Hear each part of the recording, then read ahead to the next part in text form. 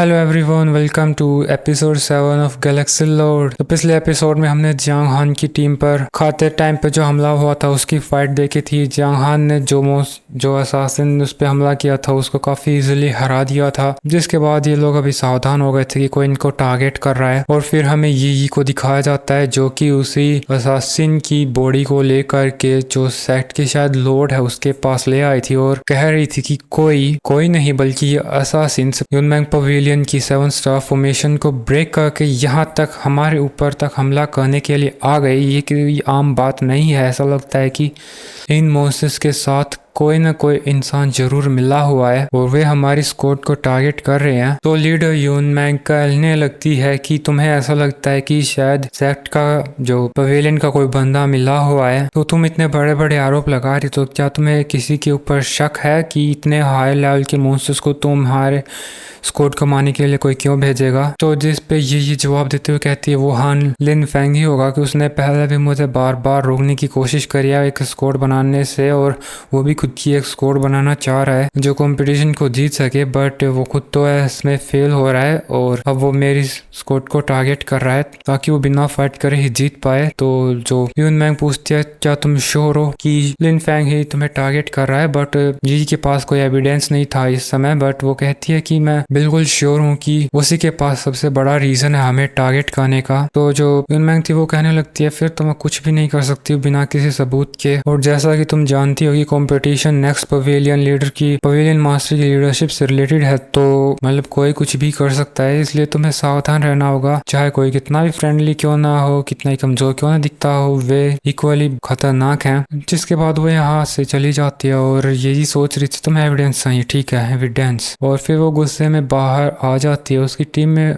Members के सामने और उनको बता रही थी मुझे कुछ जरूरी काम है। जियांग हान और लैंग चलो मेरे साथ चलो, हम लोग जिन्यो माउंटेन में जाएंगे, हमें जरूर वहाँ पे कुछ ना कुछ तो मिलेगा। अब लैंग बोलने लगता है कहा हमें फिर से माउंटेन में जाना पड़ेगा, डॉक्टर ने कहा मैं काफी ज्यादा इंजर हूँ, मेरा सिर पेट सब कुछ दुख रहा है और मुझे आराम करना चाहिए। बट इस पर यही कहती है तो ठीक है अच्छा है, मर क्यों नहीं जाते। जबकि वो सिस्टर बिंग और ब्रदर मैंग को बोल रही थी तुम लोग डार्क सिटी जाओ और इन्वेस्टिगेट करो कि क्या कोई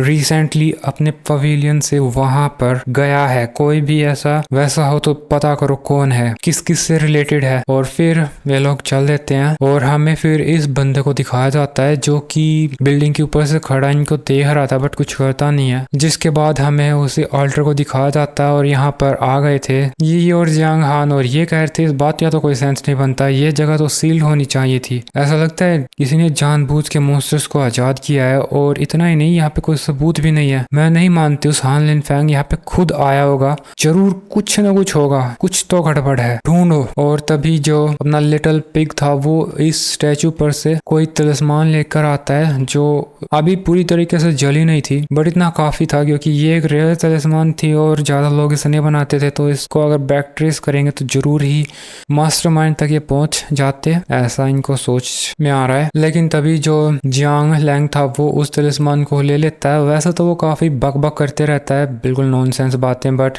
इस बार वो कुछ काम की चीज उस तलिस्मान के अंदर देखता है कि ये खास मटेरियल से बनी है, कहीं ऐसा तो नहीं कि ये तलिस्मान को जियांग ही ने बनाया हो। अभी इनकी बातें सुन के जियांग हान भी पूछने लगता है ये सब क्या बात कर रहे हो तुम। फिर जो ये बताने लगती है कि इस तलिस्मान को मेरे फादर ने बनाया था, ये फॉर्मेशन ब्रेकिंग तलिस्मान है, बट उनकी तो काफी टाइम पहले मौत हो चुकी है और वो जिस तरीके से इसे बनाते थे वो मेथड भी खो चुका है। बट ऐसा लगता है कि किसी के पास वो भी मेथड है, और ऐसा पॉसिबल है कि वो शायद सिर्फ मेरी मदर के पास ही हो, क्योंकि वो भी अक्सर तलिस्मान बनाते टाइम उन्हीं के साथ रहती थी। तो जियांग हान बोलता है अगर ऐसा है तो मामला काफी ज्यादा सीरियस है, हमें काफी सावधानी से इन्वेस्टिगेशन करनी होगी, क्योंकि 7 स्टार फॉर्मेशन को डेप्यूटी पवेलियन मास्टर और उनके असिस्टेंट ने मिलकर बनाया था, तो जाहिर सी बात है उन दोनों को भी इसके बारे में पता हो सकता है। एनीवे काफी हायर लेवल के एल्डर्स यहाँ पे इन्वॉल्व हैं। अभी इसे जले हुए तलिस्मान को ये लोग सबूत मान के यहाँ से वापस लौटने लगे थे इसकी रिपोर्टिंग देने के लिए, बट यहाँ जैसे उसका कदम रखता है तो कोई फॉर्मेशन एक्टिवेट हो जाती है और वो अचानक से किसी शायद इल्यूजन में या फिर किसी दूसरी जगह पे पहुंच गया था जहां पर वहीं घोस्ट फेस वाला आदमी और उसके साथ जियांग पेन था और वो उनसे पूछता है कि ये और लैंग कहाँ गए, लेकिन जियांग लैंग उसे सीधे मुंह तो कोई जवाब दे ही नहीं रहा था और कह रहा था जियांग हान कांग्रेचुलेशन फॉर योर डेथ, ऐसे ऐसे बातें कर रहा था, अगले साल तुम्हारे कब्र पे ऐसा फूल चढ़ाऊंगा। वाह। और फिर जिस घोस्ट मास्क को आले आदमी को भेज देता है